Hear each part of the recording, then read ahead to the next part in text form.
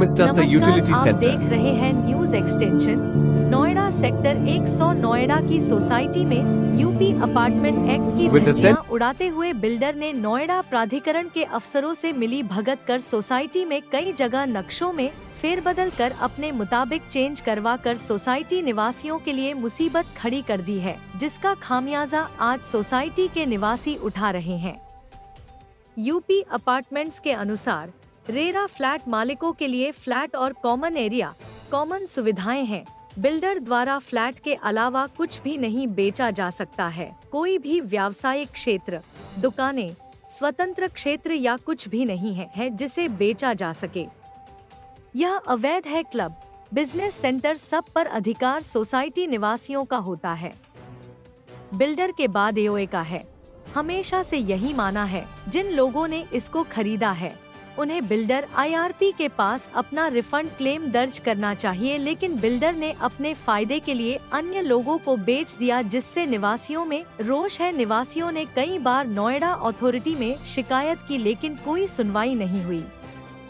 यह सोसाइटी अब आईआरपी के अधीन है क्योंकि बिल्डर ने खुद को दिवालिया घोषित कर दिया है। यूटिलिटी सेंटर निवासियों की सेवा के लिए, मेडिकल क्लिनिक आदि के लिए था। हालांकि अवैध रूप से एनए, आरपी और अन्य की मिलीभगत से यूटिलिटी सेंटर के नक्शे को दुकानों आदि के लिए बदल दिया गया और बेचना स्टार्ट कर दिया है। निवासियों ने कहा यह एक धोखाधड़ी है।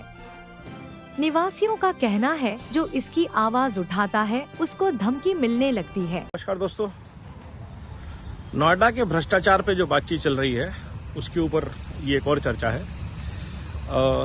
हम सब जानते हैं नोएडा में रियल एस्टेट के खेल में खेला हुआ है और ये खेला काफी सालों तक चलता रहा। इसमें बूम आया जब ग्रुप हाउसिंग सोसाइटीज के लिए और ग्रेटर नोएडा वेस्ट जैसे अलॉटमेंट्स हुए अखिलेश यादव जी, मायावती जी के टाइम पे। आज तक वो प्रोजेक्ट्स डिलीवर्ड नहीं है। करीब करीब लाख घर ऐसे होंगे जहां पे आज भी रहने लायक या तो हालात नहीं है, वो घर दिए नहीं गए हैं। और अगर आप एक घर मामूली रूप से 50 लाख का पकड़ लें तो 50 लाख करोड़ का ये घपला है, समझिए। अब बर्बादी है, ठीक है जी। उसके बाद पिछले 10 साल से ये फ्लैट डिलीवर नहीं हुए। 2014-15 में सब डिलीवर होने थे। तो आज की डेट में अगर 5 लाख रुपए पर फ्लैट भी आप रजिस्ट्री लेते हैं तो कितने का राजस्व नोएडा अथॉरिटी को नुकसान हुआ। तो ऐसा बिना मिलीभगत के तो होना संभव नहीं है। बिल्डर्स पे लगाम नहीं लगी क्योंकि बिल्डर के साथ साठगांठ थी। ये लोटस बुलेवार्ड जहां पे मैं रहता हूं, ये 3C कंपनी, ग्रेनाइट गेट नाम की कंपनी थी जिसने 3C नाम का एक मुखौटा बनाया और सबको बेचना शुरू किया। उस कंपनी ने ग्रेनाइट गेट के नाम से कभी ब्रांडिंग नहीं करी। ब्रांडिंग होती थी 3C के नाम पे।